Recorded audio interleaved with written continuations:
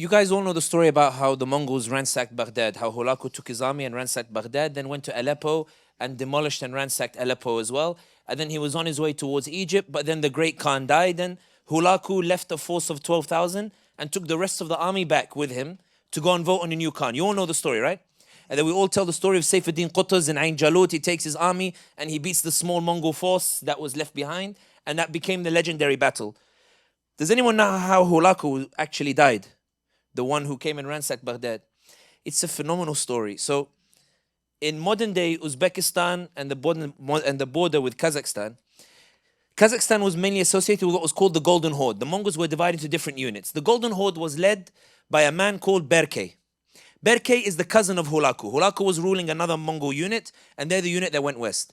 While Hulagu was moving west before he got to Baghdad, Berke bumps into a Muslim who transgressed on his territory and says to the Muslim, who I think was Persian, tells him, people like you are worse than my dog, like you're lower than my dog, like I don't deserve you. And the Muslim turned around to him and said to him, without my faith, I probably would be worse than the dog. So he said, what do you mean without your faith? He goes, without Allah, I'd be worse than the dog. What do you mean without Allah? Who is this Allah? So Berke becomes Muslim.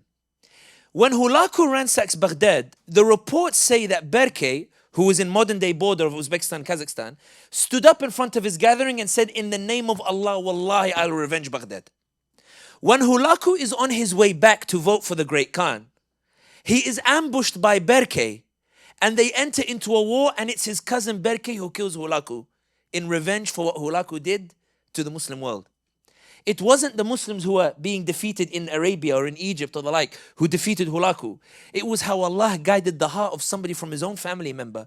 You don't know where Allah subhanahu wa ta'ala will do so. You don't know where your kindness to society, you don't know what it will produce. You don't know where Islam will reach. You don't know what hearts it will flip. And that's the point about how do you see yourselves as a Muslim? Are you Zionist in that you are insular and Islam belongs to you and not America? Or are you a mercy to society by which the same vigor that the Prophet Muhammad had in his da'wah when he went to Taif and they stoned him, and instead of condemning them, he instead made dua for them and prayed that they would become Muslims and they would become. Where do you see your role in the da'wah? What do you expect of da'wah? And is da'wah valuable even if the person is not guided by you, but perhaps it's the introduction to eventually be guided? Because the Prophet Muhammad was not alive to see Islam in New York, but because of his vigorous efforts, and then the generation after, and then the generation after, it came such that America reached New York, America reached the UK, and that's why I have Islam as the fastest growing religion. That's the point about Muslim always, no matter the situation, should be the representative. In terms of Syria, I think the reality is that Ahmad al-Shara' did not know that Damascus would fall in 10 days. Neither did the Turks, neither did Assad, neither did the Russians, neither did the Iranians. And I think the reason that Assad fell is because the Israelis had battered the Iranian militias so badly, and they were the backbone of Bashar al-Assad, that in the absence of those Iranian militias, when Ahmad al-Shara' went towards Halab, went towards Aleppo, the story goes that he had intended to raid the outskirts. And then one of the units called him and said, Commander, I don't mean to be funny, but I've arrived to the middle of the city and there's no one here. And he went, what? And he said, yeah, real talk, like there's no one here. So they went and they took Halab. They were like, oh my goodness, do you think it'll be the case in Hama? So they went to Hama intending to raid the outskirts. Because Turkey at the time was like saying, wait, I'm negotiating with Assad a reconciliation. I can get good deals from you from Bashar al-Assad. They went, we want to try for Hama at least. They went to Hama, a unit from the eastern side calls and says, Commander, I'm not being funny or anything, but I'm in the middle of the city. And like, they're all just running away, like they're not here. They went, oh my God, let's go for Homs. Then the Turks said, no. Homs, the Russians will intervene. They will bomb you. And then he got a phone call. This is a true story. And he was like, Commander, I'm not being funny, but I think the Russians are leaving Tartus. Like, what? Yeah, really. Like, their planes are on the runway. Like, they're taking off. They're leaving Tartus. To Homs. They went to Homs. By the time they got to Homs, Erdogan picks up the phone, calls Putin and says, listen, Kazi, like, not that way, but listen, like, Assad is not going to survive. But these guys are not inherently against you. So if you don't bomb them, I can get you a good deal with them too. Putin was like, Assad was annoying me anyway. Yalla khalas. And my point is, they didn't expect to take Damascus. When they took Damascus, immediately, Iran, Israel, and UAE found themselves on the same page. They weren't allies. They found themselves on the same page. Iran, Israel, and UAE said, we don't want this guy to be stable in Damascus. So the Iranians backed an uprising on the west through the Alawis. The UAE, out of 28 factions, 27 signed the agreement to unite. The UAE-backed faction withdrew towards the south and said, I'm going to fight you in the Druze territories. And the Israelis said to the Emiratis, not jazakumullah khair. They said, thank you, shalom. And they said, we're going to put pressure on him on the southern side. Now, when Ahmad al-Shara didn't respond to the southern attacks, the reason he didn't respond was the Americans, the way he pitched himself to the Americans and to the Gulf was, I know you don't like me. I know that in your eyes, I'm just an Islamist. You see me the same way you saw like Morsi or you saw these others and you're worried about. But I know you think Iran is worse. I can promise you, if you let me stay here, I can make sure Iran never gets control over Syria again. So the Americans went, the Iranians are a problem. So then Erdogan tells him, listen boy, not boy, but listen man, go to bin Salman of Saudi Arabia, he's Trump's guy. Like go and speak to him and promise him you will not allow the Iranians in and you won't allow anybody to criticize him in Saudi Arabia and you want in Syria, and you promise that you won't allow anyone to conspire against him. Because there was an Egyptian guy who after they entered Damascus was like, Sisi is next. And then Ahmad al-Shara arrested him, but was like, it wasn't arrested, it was more like, oh, Kazi, what are you doing, man? like, انت بتعمل ايه يعني انت مالك يا عم الحاج, like what's wrong with you? Listen, I need to arrest you. I'm going to put you in a mansion. I'm going to put you in a nice place. But I just need, and he went, oh, I'm sorry, bro. Like, I didn't mean it. Like I don't want to get you in trouble. Like, no problem. I'll keep quiet for a while. Then he went to bin Salman. Bin Salman went, I tried to kill you. Like, why am I the first person you're visiting? And he told him, I grew up in Saudi. I grew up in Riyadh.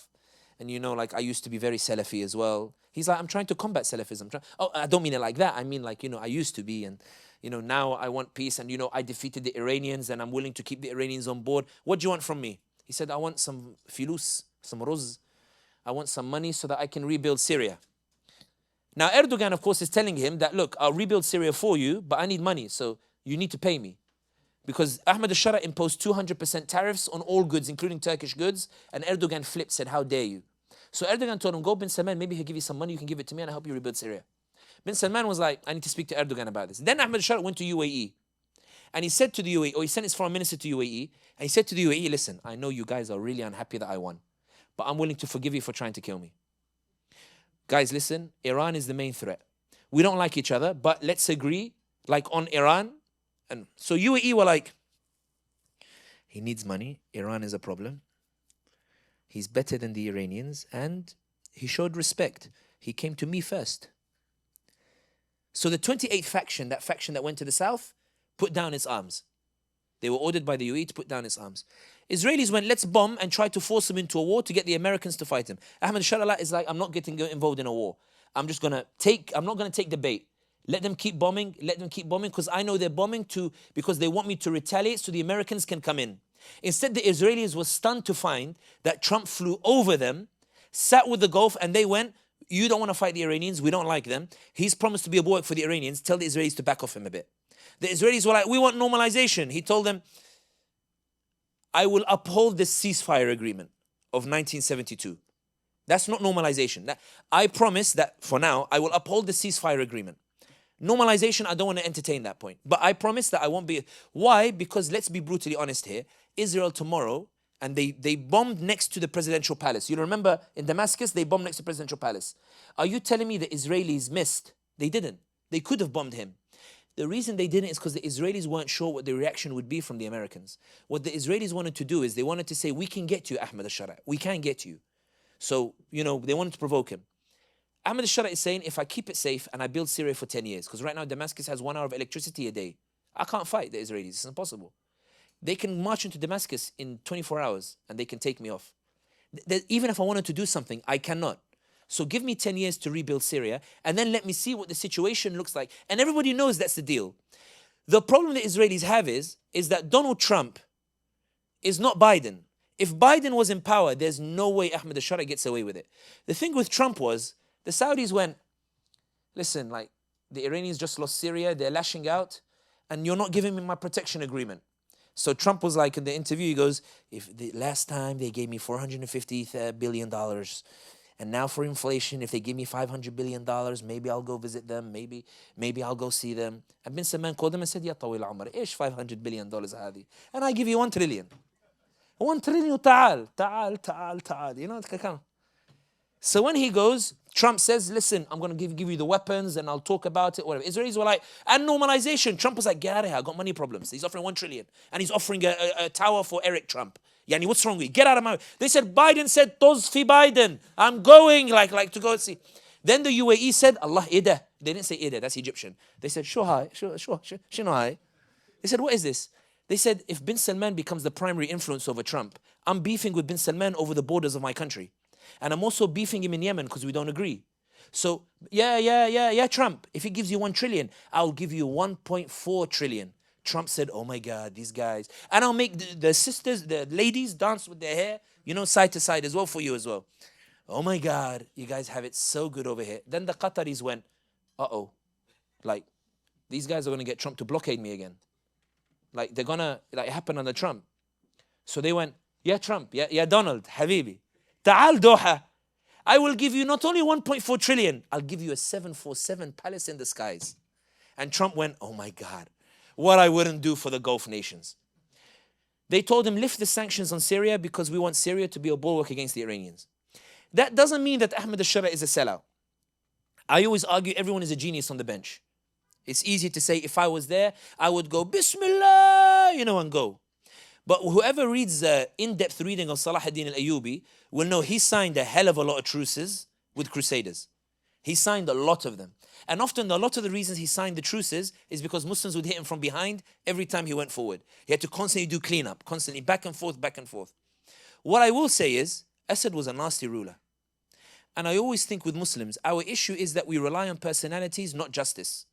We say we need the personality even if it means we don't get justice. It's like with Erdogan. Now I know a lot of people like Erdogan in this room, but Erdogan is not the hero of Islam as Erdogan. He's a hero of Islam insofar as he upholds the deen, upholds justice. But if he becomes unjust, your duty is not to stand with an unjust ruler. Allah does not ask you to stand with an unjust ruler.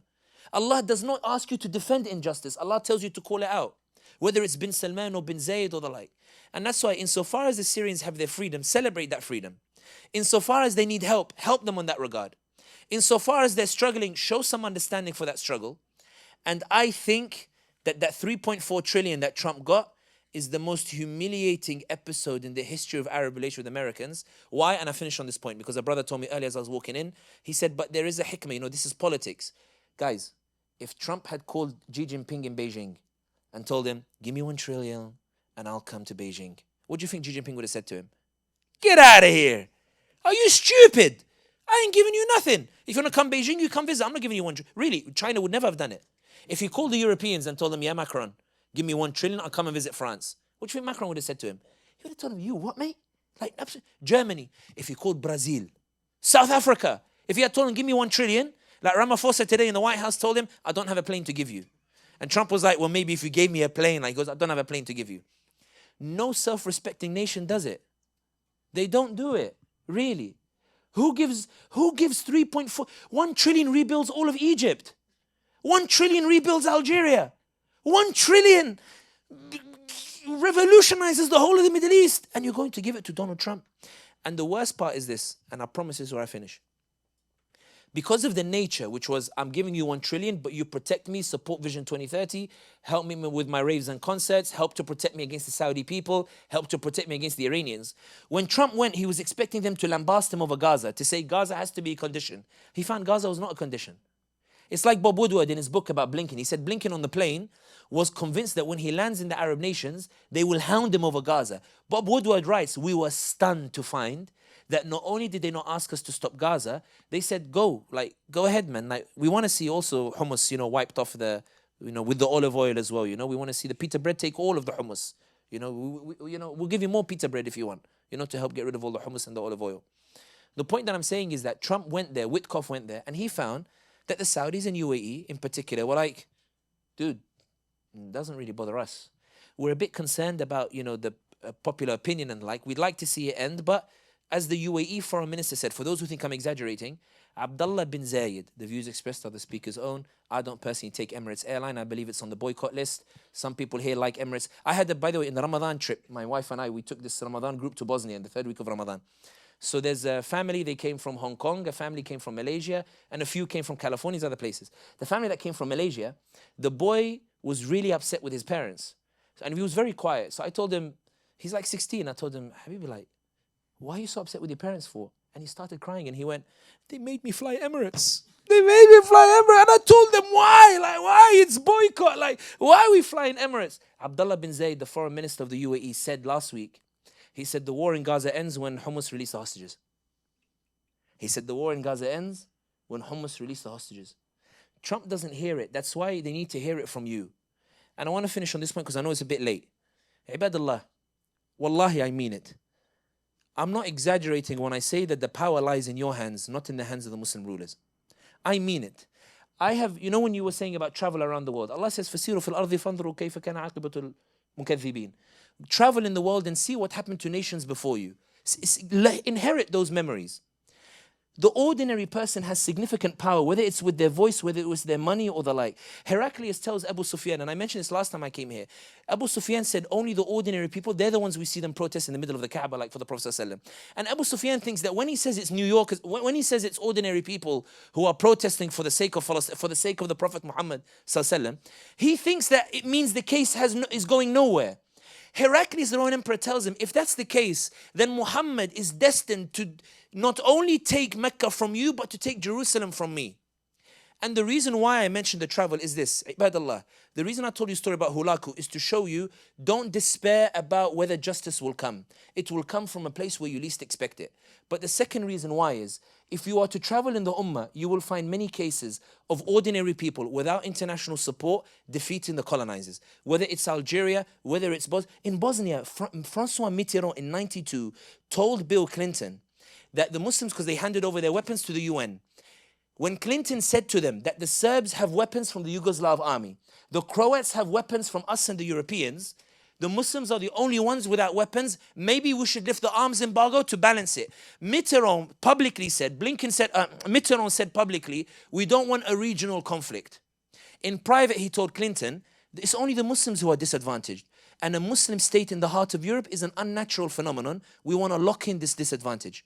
When you go to Bosnia today, you hear the adhan everywhere. Why? Not because a Muslim leader rushed in with his army to rescue them. No.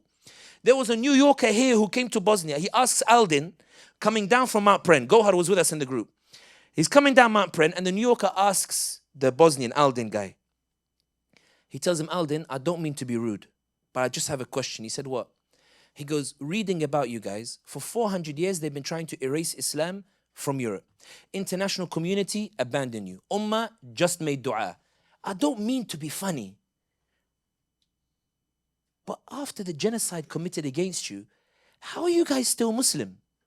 Aldin stops the car, they come out, and he looks out and he goes, do you see those hills over there? He says, yeah. Because when I was a kid, the Serbs used to shout there, the fascists, they used to say, we're coming for you, there'll be none of you left. Do you hear them today? Because my brother, even if international community abandons Gaza, abandons Bosnia, even if the Ummah only makes dua for Gaza, only makes dua for Bosnia, even if the whole world abandons Gaza, abandons Bosnia, Allah never abandoned us, so we never abandon Allah. We won at the end, so we never abandon Allah subhanahu wa ta'ala. Of course, the brother who told us the story, I called him the clown of the group, and he's the one who ended up having the best story and burst into tears telling the story. But the reason why I say this is this. When you see the recent history of the Ummah, there are many parallels with Gaza. The Ummah's been through genocides, and it came out of genocides, and it won. When you go, for example, you stay in a hotel called Novotel Bristol, and I promise I'm wrapping up here. You pray Fajr in the masjid just across the river. That bridge that you cross to go pray Fajr in the masjid in Sarajevo, that's where the prisoner exchanges used to be. The Bosnians could not cross there during the war. Today you cross it on the blood of the Bosnians who sacrificed, so you can go pray Fajr in the masjid over there. Learn these memories of these people who came before you, because I promise you, when you learn those memories, you will have the same experience as a New Yorker who came to Bosnia last August. He went to Banja Luka, which I told the story last time. 18 masajid destroyed in 1993, and then 9 imams went to Banja Luka in 2001, They were beaten up when they tried to rebuild the masjid. They came back with UNESCO. They started rebuilding. Last year, they finished the 18th masjid in Banja Luka. When this doctor who came back from Gaza went to Banja Luka, when he came back, he said to me, I told him, Dr. Ahmed, what was it like? What did you find in your experience? He said, I left Gaza baffled as to how it will ever be rebuilt. I left Gaza believing Palestine will never be rebuilt. Sami, it was so destructive. But after seeing Bosnia, seeing what it went through, seeing Banja Luka and driving out of Banja Luka, I'm certain, I know Palestine is going to be free, I know Gaza is going to be free, and I know everything is going to be rebuilt. If you inherit those memories, you'll never lose hope. Ibadallah, you have your mayoral election here. Don't humiliate yourselves by letting the Zionists win. You have the power to make change. You have the haqq on your side. You have the ability to flip the hearts. If a Zionist wins, it will be because you didn't move, not because they had the money. If a Zionist wins, it will be because they were organized while you were lazy.